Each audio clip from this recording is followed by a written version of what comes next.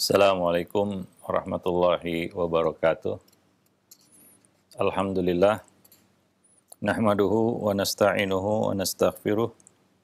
Wa na'udzu billahi min syururi anfusina wa sayyiati a'malina. May yahdihillahu fala mudhillalah wa may yudlil fala hadiyalah. Asyhadu an la ilaha illallah wahdahu la syarikalah. Wa asyhadu anna Muhammadan abduhu wa rasuluh. Ya ayyuhalladzina amanu ittaqullaha haqqa tuqatih wa la tamutunna illa wa antum muslimun. Amma ba'du. Fa inna afdhalal hadisi kitabullah wa khairal huda huda nabiyyina Muhammadin sallallahu alaihi wasallam wa syarrul umur muhdatsatuha wa kullu muhdatsatin bid'ah wa kulla bid'atin dalalah wa kulla dalalatin finnar. Para pemerhati roja, kaum muslimin dan muslimat, rahimani wa rahimakumullah. Pertama, kita bersyukur pada Allah Subhanahu wa taala pada kesempatan siang ini kita masih bisa bersama mengikuti program kajian Islam ilmiah, masih bersama buku Talbis Iblis tulisan Ibnul Jauzi. Kita bersyukur kepada Allah yang masih memberikan kita kesehatan, keafiatan, dan keselamatan, dan masih menjaga kita di atas Islam dan iman. Salawat bering salam tidak lupa kita limpahkan untuk Nabi kita Muhammad SAW, untuk umat beliau, sahabat beliau, dan siapa saja yang berjalan di atas sunnah beliau sampai hari kemudian. Para pemerhati roja, kaum muslimin dan muslimat yang dimuliakan Allah, pada kesempatan siang ini kita akan melanjutkan pembahasan masih di dalam bab Talbis Iblis terhadap umat Islam di dalam masalah akidah dan agama mereka. Ibnul Jauzi mengatakan bahwa iblis menyusup ke dalam akidah umat ini, yakni kepada kaum muslimin, dari dua jalan. Ada dua celah yang ditembus oleh iblis untuk masuk dan merusak akidah kaum muslimin. Jalan pertama adalah taklid buta terhadap nenek moyang dan para pendahulu mereka. Taklid itu adalah sebuah kejahilan. Maka muqallid laisa bi'alim, bukanlah orang yang alim. Kita dilarang untuk melakukan taklid buta, mengikuti secara membabi buta tanpa tahu dasarnya. Dan iblis masuk melalui pintu taklid ini. Berapa banyak keyakinan-keyakinan yang dilatahi oleh kaum muslimin dari nenek moyang, yang ternyata itu bertentangan dengan akidah, bertentangan dengan ajaran nilai-nilai Islam. Sehingga mereka menganggap apa yang mereka lakukan itu seolah-olah bagian dari agama. Bahkan ada yang menjunjung tingginya lebih daripada agama. Itu yang pertama. Yang kedua adalah larut dalam masalah-masalah yang tidak diketahui ujung pangkalnya. Ya, membicarakan hal-hal yang sia-sia, yang nggak ada ujung pangkalnya, sehingga mereka tersesat kepada perkara-perkara yang menyimpang dari ajaran Islam. Ya, orang yang tenggelam dalam masalah-masalah seperti ini, kadang-kadang dia nggak tahu kesimpulan yang bisa dia ambil dari mendalami masalah-masalah seperti itu. Nah, iblis menjerumuskan semua orang yang termasuk ke dalam golongan kedua ini kepada kerancuan. Ya, kerancuan bagi siapa yang menempuh jalan pertama. Iblis membuat kerancuan atas orang-orang yang bertaklid dengan membisikkan bahwa dalil-dalil yang ada itu tidak jelas dan kebenaran itu masih samar. Kerancuan ini adalah kesamaran yang akan melahirkan was-was, ya, yang melahirkan was-was ataupun keraguan-raguan. Ya. Nah, dan taklid itu ada, dan digambarkan seolah-olah taklid itu adalah jalan selamat. Ya, bahwa yang paling selamat ya bertaklid.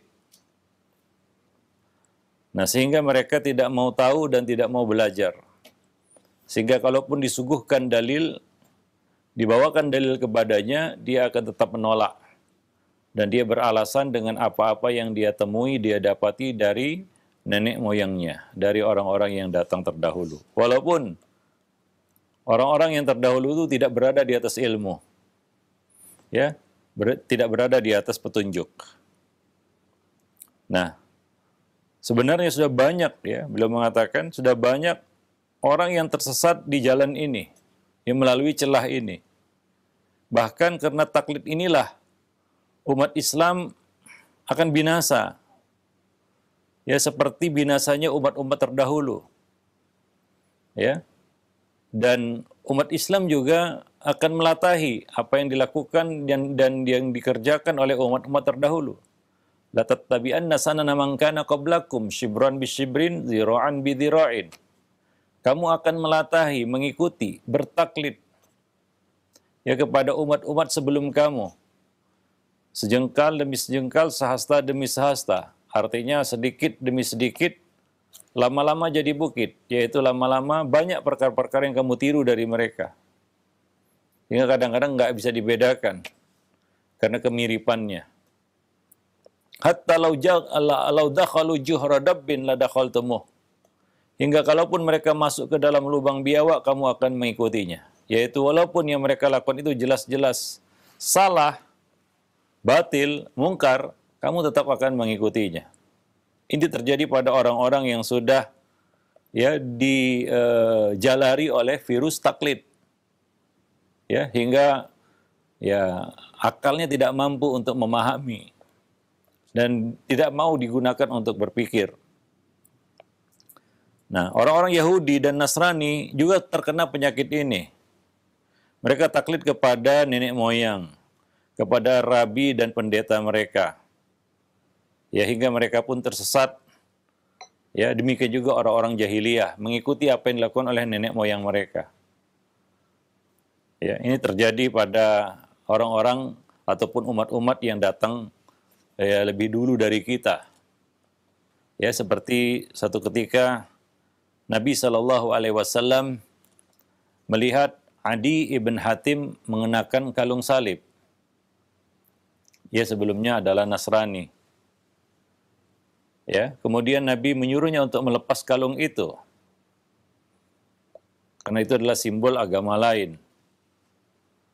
Ya, dan Nabi mengatakan ittakhadhu ruhbanahum wa ahbarahum wa ruhbanahum arbaban min dunillah. Ya, bahwa mereka, Nabi membacakan ayat itu setelah Nabi menyuruh Adi ibn Hatim untuk melepas kalung itu. Ya, kemudian membacakan ayat tersebut.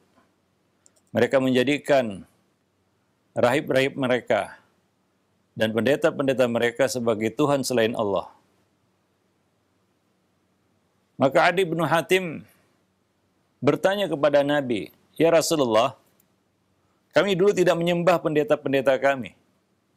Maksudnya adalah ketika saya Nasrani dahulu, saya tidak menyembah pendeta. Saya tidak menyembah mereka. Adi bin Hatim belum memahami maksud dari ayat tersebut. Ya, ketika Allah mengatakan ittakhadhu ahbarahum wa ruhbanahum arbaban min dunillah, mereka menjadikan rabi-rabi mereka, pendeta-pendeta mereka sebagai Tuhan selain Allah. Maksudnya apa? Adi bin Hatim belum tahu. Maka Nabi menjelaskan, maksudnya bukanlah sujud, ruku dan sujud menyembah pendeta, bukan. Atau menyembah rabi mereka, bukan itu. Akan tapi bagaimana? Nabi mengatakan kepada Adi bin Hatim, bukankah ya mereka dahulu menghalalkan apa-apa yang dihalalkan oleh pendeta mereka. Pendeta mereka mengharamkan yang halal, ya, mengharamkan yang halal, lalu mereka ikut mengharamkannya juga. Menghalalkan yang haram, lalu mereka ikut menghalalkannya juga. yaitu mereka bertaklid buta kepada pendeta-pendeta mereka, rabi-rabi mereka di dalam perkara menghalalkan yang haram dan mengharamkan yang halal dalam agama mereka. Maka Adi ibn Hatim menjawab, benar ya Rasulullah. Maka Nabi mengatakan, tilka ibadatuhum lahum. Ya, itulah ibadah mereka kepada pendeta-pendeta dan rabi-rabi mereka. Nah, ini terjadi pada umat-umat terdahulu. Dan Nabi mengingatkan kepada kita bahwa umat ini akan mengikuti apa yang dilakukan oleh umat-umat terdahulu. Termasuk di dalam hal yang sangat kita katakan asasi ini, fundamental ini, yaitu akidah. Nah, demikian. Ya. Nah, ini yang dilakukan oleh orang-orang yang diperdaya oleh iblis. Yaitu mereka akan dijebak ataupun digiring melalui pintu taklid buta, ya, terhadap nenek moyang ataupun para pendahulu mereka, leluhur mereka. Hingga mengikuti saja, walaupun itu dalam hal kebatilan ataupun dalam hal kemungkaran, ya, keburukan dan kesesatan. Wallahu a'lam bissawab. Nah, ketahuilah juga bahwa alasan yang dengannya orang-orang tersebut menyanjung taklid itu justru membuat diri mereka menjadi tercela. Ya, sebab apabila memang dalil-dalilnya tidak jelas serta kebenaran diyakini itu masih samar, seharusnya lah taklid itu ditinggalkan supaya tidak menjerumuskan ke dalam kesesatan yang telah nyata. Artinya adalah, bukankah Allah Subhanahu wa taala telah membekali kita dengan akal untuk bisa memahami, mata yang bisa digunakan untuk melihat, meneliti, menyaksikan, telinga yang bisa digunakan untuk mendengar. Tapi mereka tidak menggunakan semua itu, maka Allah samakan mereka seperti hewan ternak. Ya, yang memiliki semua perangkat itu tapi tidak bermanfaat baginya. Bahkan mereka lebih sesat lagi. Ya, karena hewan ternak tidak diberi akal, sementara mereka diberi akal. Maka dari itu Allah Subhanahu wa taala mencela orang-orang yang bertaklid kepada nenek moyang ataupun leluhur. Inilah yang membawa, ya, umat-umat terdahulu itu menyembah leluhur, pengagungan terhadap leluhur. Ya. Walaupun mereka yakin seyakin-yakinnya bahwa bukan leluhur mereka itu yang menciptakan mereka. Bukan leluhur itu yang menjamin rezeki mereka. Bahwa leluhur tidak mampu berbuat apa-apa lagi, sudah mati. Ya, sudah menjadi debu dan tanah, tulang belulang. Ya, tidak mungkin membantu mereka dan itu bukanlah pencipta mereka. Tapi demikian syubhat yang, ya, kita katakan dibisikkan oleh iblis, ya, kepada generasi-generasi penerus mereka ini, ya, generasi yang datang setelah mereka, ya, bahwa ini adalah sesuatu yang agung, luhur, yang harus diagungkan dan disembah. Akhirnya mereka menyembah leluhur mereka. Maka salah satu hikmah Allah Subhanahu wa taala menceritakan, ya, penciptaan manusia. Ya, banyak ayat-ayat di dalam Al-Qur'an Allah bercerita tentang asal-usul penciptaan manusia. Ya, mungkin tertanya-tanya dalam hati kita, untuk apa Allah bercerita tentang hal itu? Ini bukan buku biologi, ya. Al-Qur'an itu bukan buku tentang biologi atau hal-hal yang sejenisnya. Lalu mengapa Al-Quran menceritakan tentang asal-usul penciptaan manusia? Ya, dengan, ya, kita katakan kedetailan yang pada waktu itu, ya, mungkin ilmu kedokteran belum sampai ke situ. Menceritakan bagaimana bentuk asal-usul, ya, manusia itu. Ya, sampai hingga akhirnya dia menjadi seorang manusia yang sempurna di dalam rahim. Ya. Nah, Allah jelaskan dan Allah ceritakan itu di dalam Al-Quran berulang kali, beberapa kali. Ada yang, ya, disebutkan secara global dan ada yang dengan lebih detail. Seperti dalam surat Al-Mu'minun, Allah bercerita tentang asal-usul penciptaan manusia. Ya, dan dalam surat-surat yang lainnya. Salah satu hikmahnya, salah satu tujuannya adalah untuk menjelaskan bahwa beginilah kamu terjadi. Kamu bukan diciptakan oleh ayah ibumu, oleh nenek moyangmu. Ya, bahwa ayah ibu kita tidak punya kuasa apa-apa atas proses yang terjadi itu. Ya, mereka cuma sebagai sebab. Ya, bertemunya kita katakan spermatozoa dengan sel telur di dalam rahim seorang wanita.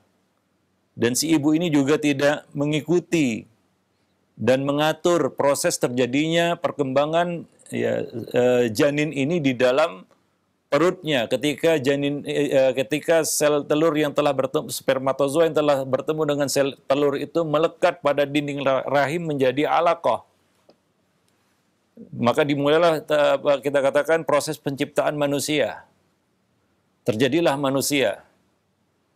Si ibu itu tidak mencampuri itu sama sekali.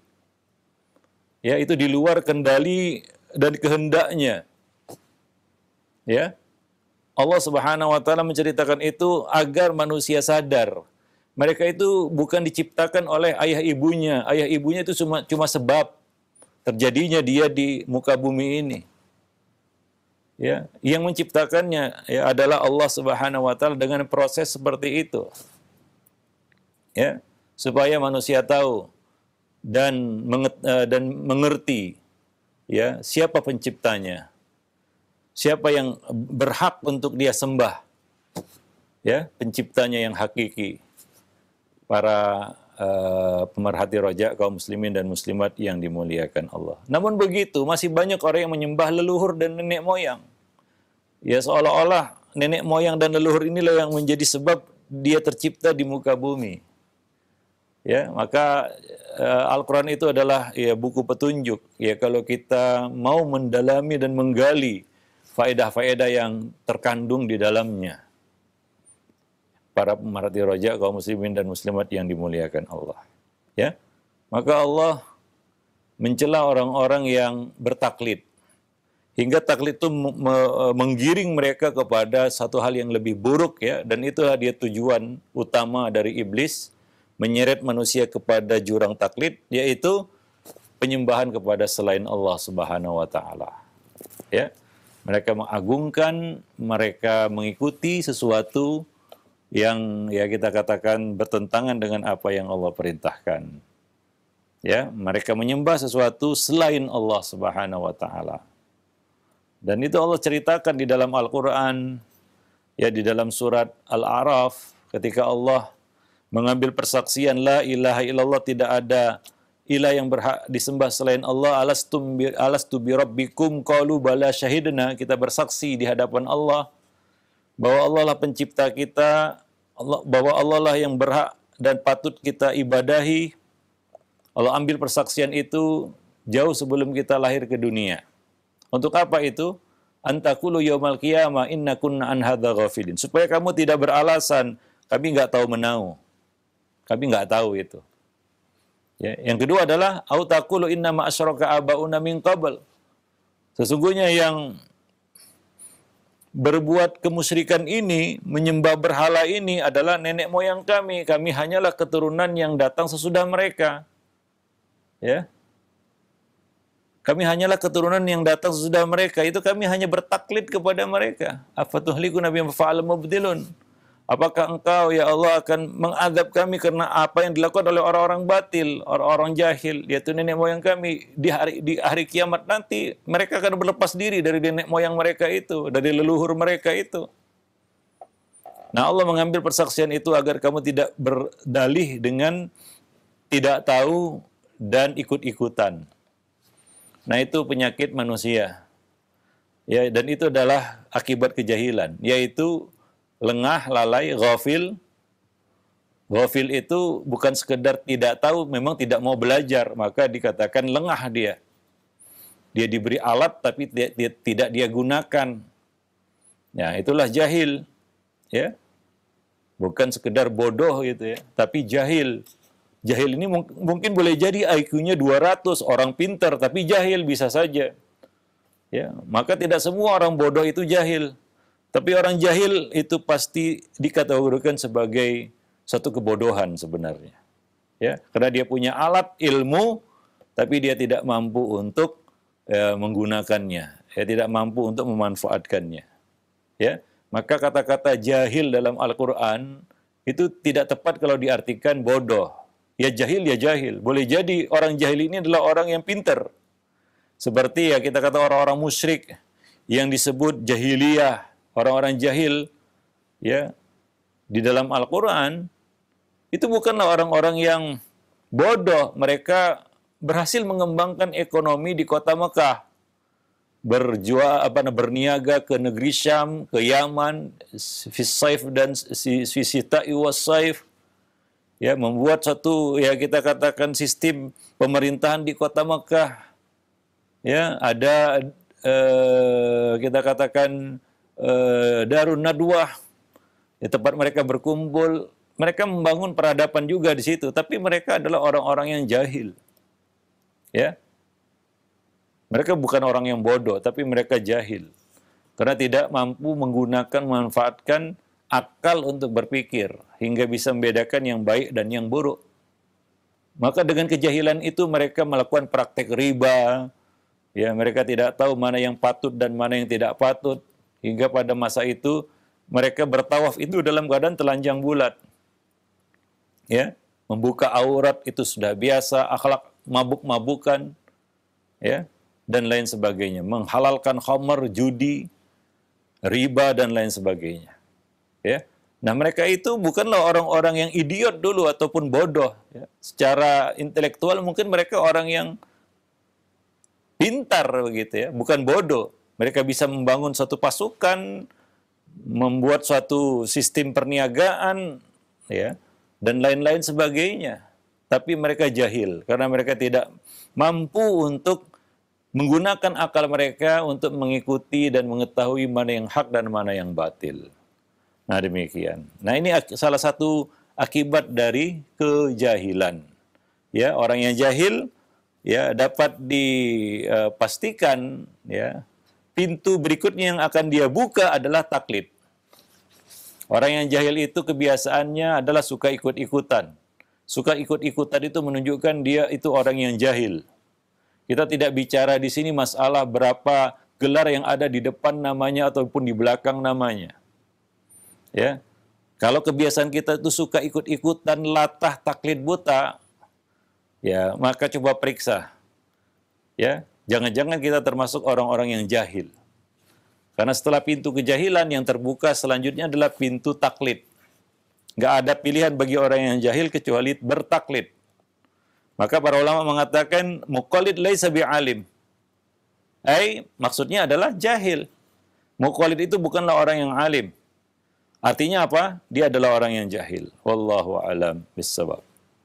Maka Allah Subhanahu wa taala mengatakan dalam surat Az-Zukhruf ayat 23 sampai 24. Ya, Allah mengatakan wa kadzalika ma arsalna min qablika fi qaryatin min nadhirin illa qala mutrafuha inna wajadna aba'ana ala ummatin wa inna ala atharihim muqtadun. Qala awalau ji'tukum bi ahda mimma wajadtum alaihi aba'ukum. Allah mengatakan dalam surat Zukhruf ayat 23 dan 24 tersebut.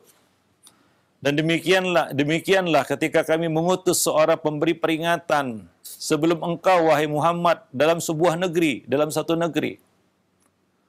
Yaitu pemberi peringatan di sini adalah para nabi dan rasul yang Allah utus ya untuk berdakwah menyeru manusia kepada kebenaran. Illa qala mutrafuha, melainkan orang-orang yang hidup mewah di negeri itu selalu berkata, ini gambaran hidup mewah artinya orang kaya, terpandang, punya kedudukan. Mungkin dia penguasa, mungkin dia orang kaya. Dia yaitu orang-orang yang terpandang. Tentunya mereka bukan orang-orang yang bodoh secara intelektual. Secara intelektual, orang-orang yang hidup mewah ini adalah orang-orang yang mungkin terpilih di tengah-tengah masyarakatnya karena kepintarannya. Bukan karena kebodohannya hingga dia bisa kaya raya, punya jabatan tinggi seperti Fir'aun ataupun Qarun. Fir'aun dan Qarun bukanlah orang idiot, bukanlah orang bodoh, tapi jahil, ya. Ya. Nah, ini orang-orang yang hidup mewah di negeri itu berkata, apa kata mereka? Sesungguhnya kami mendapati nenek moyang kami menganut satu ajaran, dan sungguhnya kami sekedar pengikut jejak-jejak mereka saja. Kami cuma bertaklid saja, mengikuti, bertaklid, latah kepada nenek-nenek moyang kami itu. Ya. Nah, inilah akibat dari kejahilan, yaitu bertaklid. Ya, tidak ada jalan di hadapan kejahilan selain taklid. Dan itu yang dilakukan oleh mutrafun, yaitu orang-orang yang hidup mewah ini, atau orang-orang kaya dan orang-orang yang terpandang. Biasanya itu mewakili ya masyarakat ya. Orang-orang terpandang ini kan mewakili masyarakat, gambaran masyarakat. Yaitu orang sukses, orang yang punya kedudukan tinggi dan jabatan tinggi, begitu. Mereka menjadi sorotan kan begitu ya. Dan mereka mewakili apa yang ada di tengah-tengah masyarakat itu. Ya, mereka akan menginfluence, yaitu mempengaruhi ya kita katakan masyarakat yang hidup di situ. Orang-orang yang hidup mewah digambarkan mutrafun ini, itu yang hidup mewah di negeri itu. Ya, nah demikian. Maka mereka pun bertaklid. Yes, ya, nah demikian. Maka apa kata para nabi dan rasul? Qala, maka rasul itu berkata, awalau ji'tukum bi ahda mimma wajadtum alaihi aba'ukum. Apakah kamu akan mengikuti nenek moyang kamu itu juga, leluhur kamu itu? Ya. Sekalipun aku membawa untukmu agama yang lebih baik daripada apa yang kamu peroleh dari agama yang dianut oleh nenek moyangmu. Ajaran yang dibawa oleh nenek moyangmu, perkataan yang diucapkan oleh nenek moyangmu. Nah demikian. Ya dimaksudkannya adalah apakah kalian akan mengikuti mereka juga? Ya. Nah, jadi disinilah ya kita katakan musibahnya apabila ya kita katakan akal tidak bisa digunakan untuk berpikir. Mata tidak bisa digunakan untuk melihat. Telinga tidak bisa digunakan untuk mendengar. Ya. Yang terjadi adalah mereka seperti kerbau yang dicucuk hidungnya. Mengikuti tanpa dasar ilmu. Nah, ini musibah taklid namanya. Para jemaah yang dimuliakan Allah. Demikian pula dalam ayat yang lain, dalam surat yang lain, surat Shafat ayat 69 sampai 70.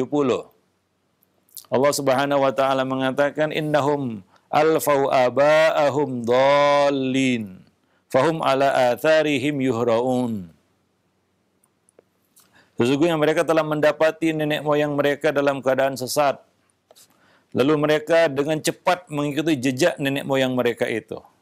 Ya, yuhraun. Ya, artinya mereka bersegera, ya. Artinya bersemangat di sini. Ya, takut untuk telat dan terlambat untuk mengikuti jejak nenek moyang mereka itu. Ya. Nah, jadi taklid itu memang ya dibantu setan semangatnya untuk taklid. Ya. Istilah takut ketinggalan kereta lah untuk bertaklid. Nah, demikian. Karena memang itu satu hal yang mudah kan, taklid buta itu gak perlu belajar, gak perlu menggunakan akal untuk berpikir keras ya, hingga tertuntun, terbimbing kepada kebenaran, gak mau mikir istilahnya. Ya. Nah demikian. Diajak berpikir tidak mau, yang paling mudah adalah bertaklid, maka dikatakan yuhraun, mereka bersegera ke situ. Cepat untuk bertaklid itu cepat. Ya, nggak pakai lama. Para jemaah yang dimuliakan Allah. Maka Ibnul Jauzi mengatakan, ketahuilah, orang yang bertaklid sejatinya tidak benar-benar meyakini kebenaran pendapat yang diikutinya. Dia sebenarnya nggak yakin betul bahwasanya yang diikutinya itu benar. Ada keraguan-raguan di situ. Tapi ya dia tutupi ya keraguan-raguan itu seolah-olah dia sesuatu yang diyakini. Padahal sebenarnya tidak. Makanya biasanya mereka membela diri dengan menyerang para nabi dan rasul pribadi. Ya bukan hujah dan argumentasi, tapi menyerang pribadi para nabi dan rasul itu. Ya sebagai orang-orang yang lemah, pengikutnya lemah, ya orang gila, ya tukang sihir itu yang tuduhan yang dialamatkan kepada Rasulullah Sallallahu Alaihi Wasallam, bukan kepada inti ya ajaran, argumentasi, dalil yang beliau bawa, tidak. Ini menunjukkan bahwasanya mereka sebenarnya tidak benar-benar meyakini pendapat yang dia ikuti itu. Ya, karena taklid itu kan bukan ilmu. Bahkan dengan bertaklid ya seseorang telah menyia-nyiakan fungsi akalnya. Karena akal itu diciptakan untuk berpikir dan merenung. Yang alat yang ya kita katakan bisa digunakan oleh seorang insan ataupun hamba untuk tertuntun terbimbing kepada kebenaran. Ya, dengan itu dia bisa membedakan yang hak dan yang batil. Demikian kata beliau. Maka tercelalah ya seorang yang telah diberi lilin untuk menerangi jalan, namun dia malah mematikannya dan berjalan dalam kegelapan. Itu ya kita katakan satu tamsil ya contoh yang disebutkan oleh Ibnul Jauzi di sini. Ya seperti orang yang sudah dikasih lilin, nyala lagi lilinnya, bukan mati ya. Artinya dia dikasih akal, waras lagi, bukan orang gila.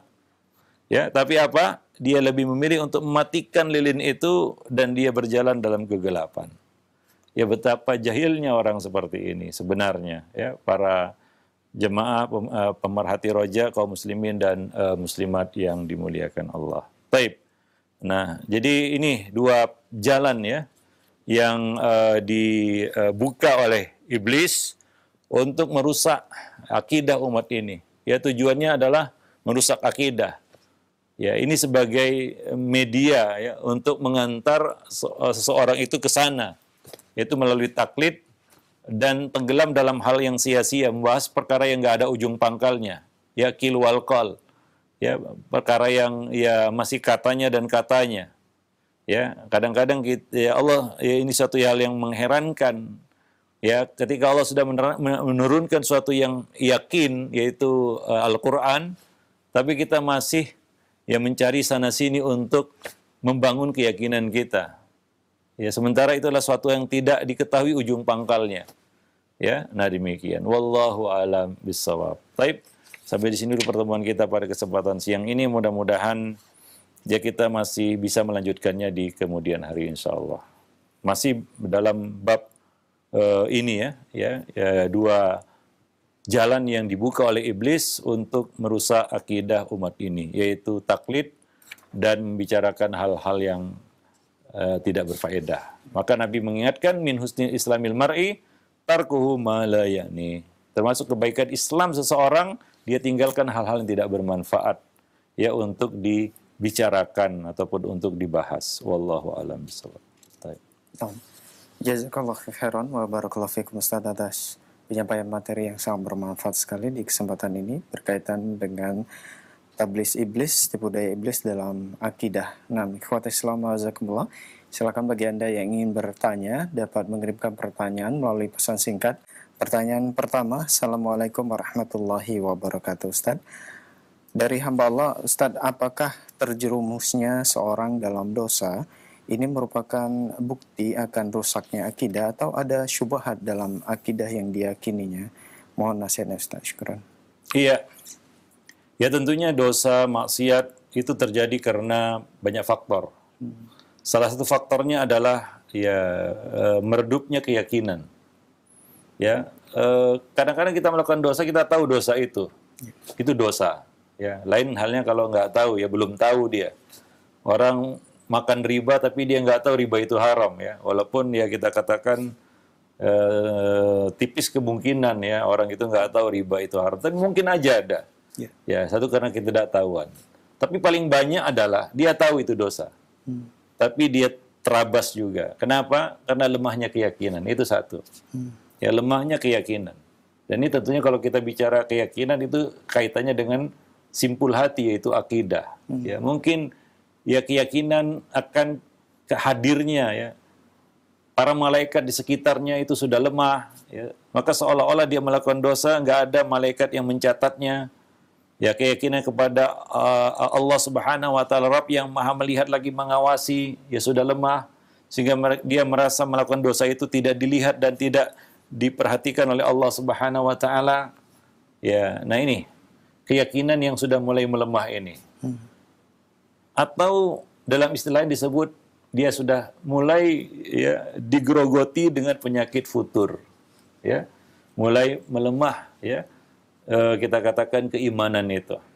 Ya, nah demikian. Itu yang pertama. Yang kedua adalah ghaflah.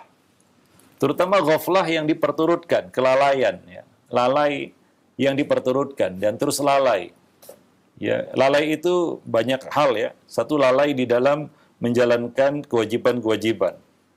Ya, maka orang yang jatuh dalam dosa itu ya tidak kita katakan spontan, tidak, tapi ada jalannya, ya, ada sebab dia sampai kepada dosa itu. Ya, kita bisa lihat dari indikasi yang ada di sekitarnya.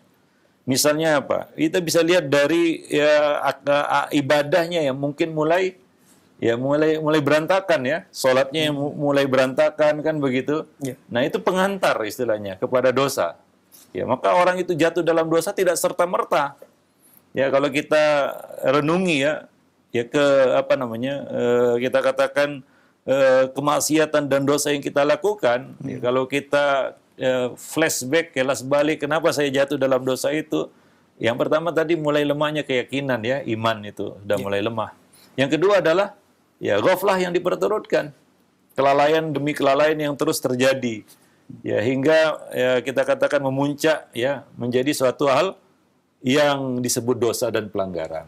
Nah, demikian. Wallahu a'lam bishawab. Ini faktor yang ada dalam diri kita. Kita jatuh dalam dosa karena faktor yang ada dalam diri kita, internal, ya. Nah, di sana ada faktor eksternal, ya, dari luar, yaitu pengaruh lingkungan yang juga besar. Hingga Nabi mengingatkan kita, almar'u ala dini khalili. Ya, seorang itu berada di atas agama temannya. Banyak orang yang jatuh dalam maksiat karena melihat temannya, atau diajak temannya, atau meniru temannya, ya, orang yang ada di dekatnya.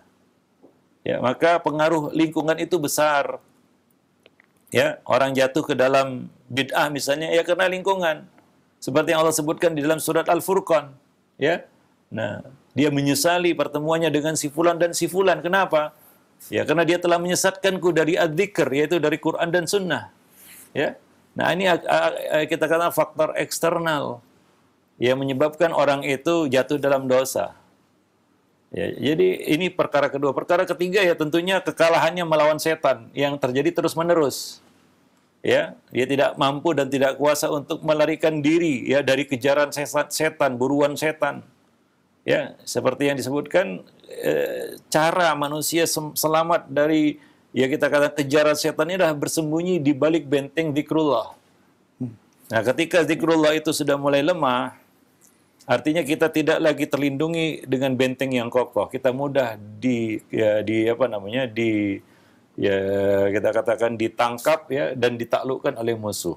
Nah, demikian. Jadi itulah faktor-faktor yang, ya, kita bisa saja ketiga faktor ini, ya, ada dan itu menjadi katalisator jatuhnya seorang ke dalam sebuah dosa. Ya, sudah internalnya sudah bermasalah, eksternal juga mendukung, kemudian juga, ya, dia tidak berdaya di hadapan musuhnya, yaitu setan, iblis dan bala tentaranya. Ya, tinggal tunggu waktu saja, atau bisa dipastikan dia akan jatuh dalam dosa. Nah, demikian. Wallahu a'lam bishawab. Baik. Jazakallahu khairan wa barakallahu fikum Ustaz atas jawaban yang disampaikan. Semoga bermanfaat untuk penanya. Masih pertanyaan melalui pesan singkat kembali. Assalamualaikum warahmatullahi wabarakatuh. Ustaz, bagaimana menghindari grup WA keluarga yang selalu membicarakan hal-hal yang kurang bermanfaat dan suka bercanda, Ustaz?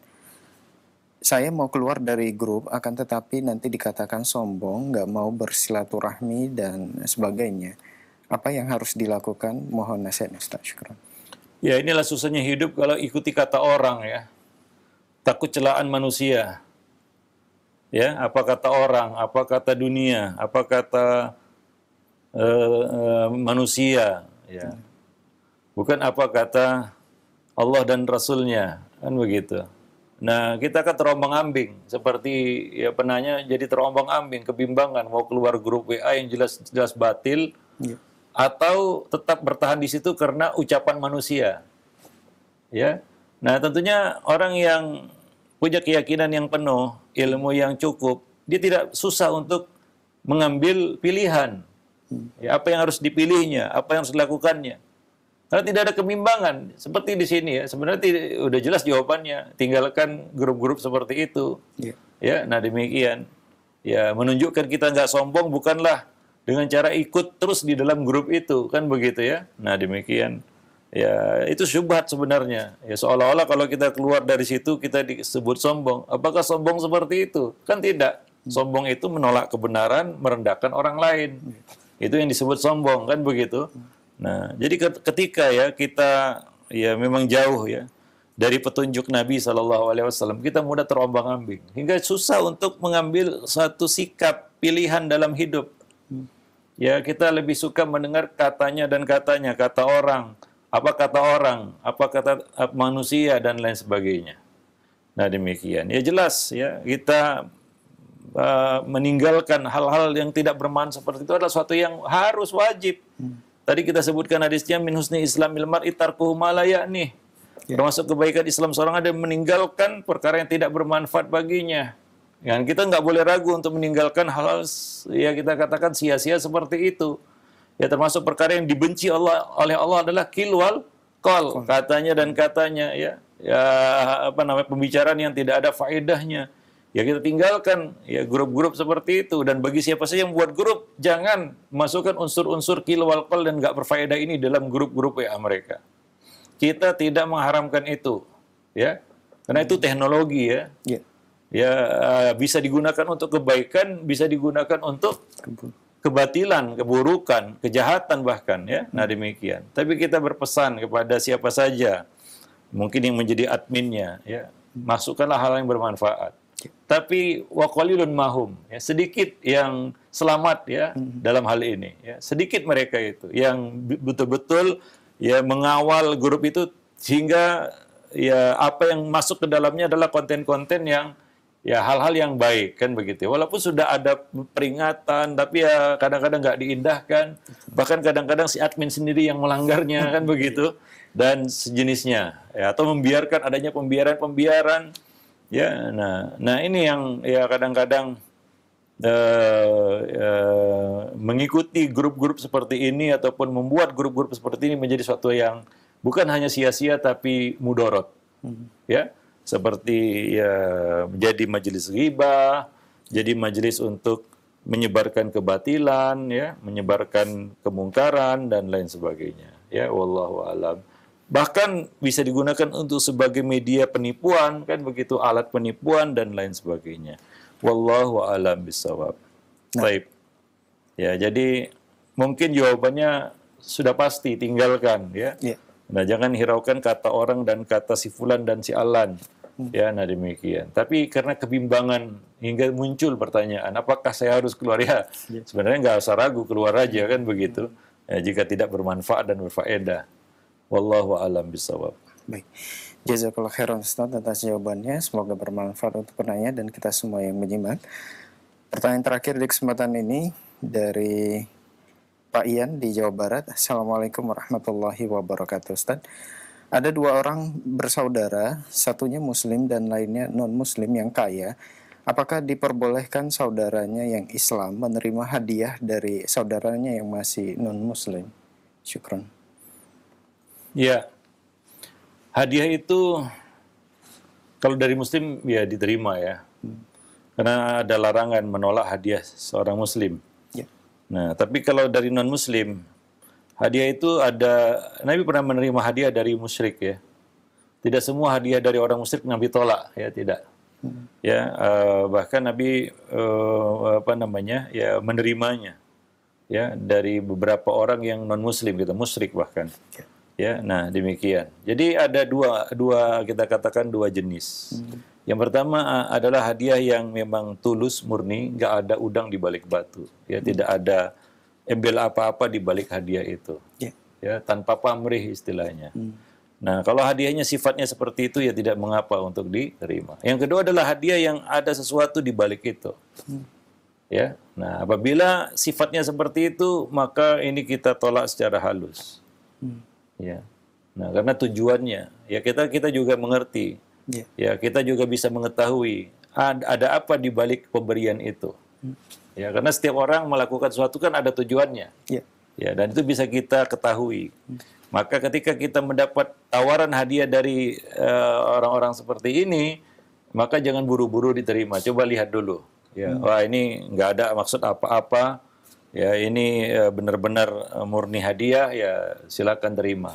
Tapi kalau ada sesuatu yang dia inginkan, ya misalnya ya supaya kita mengikuti agamanya, ya atau supaya melemahkan, ya kita katakan keyakinan kita, ya, dan sejenisnya, maka itu kita tolak, ya. Wallahu a'lam. Selama hadiah itu bukanlah sesuatu yang batil, ya tentunya. Kalau yang batil ya kita tidak menerima hadiah yang batil, kan begitu ya. Misalnya kita dihadiahi makanan, tapi babi kan misalnya, ya ditolak lah. Nah demikian, walaupun tanpa pamrih kan gitu, karena hadiahnya itu sendiri tidak boleh kita makan atau terima. Wallahu a'lam bishawab. Nah demikian para pemerhati roja, kaum muslimin dan muslimat yang dimuliakan Allah. Sampai di sini pertemuan kita pada kesempatan siang yang berbahagia ini. Mudah-mudahan bermanfaat bagi kita semua. Kita masih berada di bab taklid, ya. Salah satu talbis iblis di dalam bab akidah adalah menyeret kita kepada taklid, ya. Wallahu a'lam. Subhanakallah bihamdik, asyhadu an la ilaha illa anta, astaghfiruka wa atubu ilaik. Assalamualaikum warahmatullahi wabarakatuh.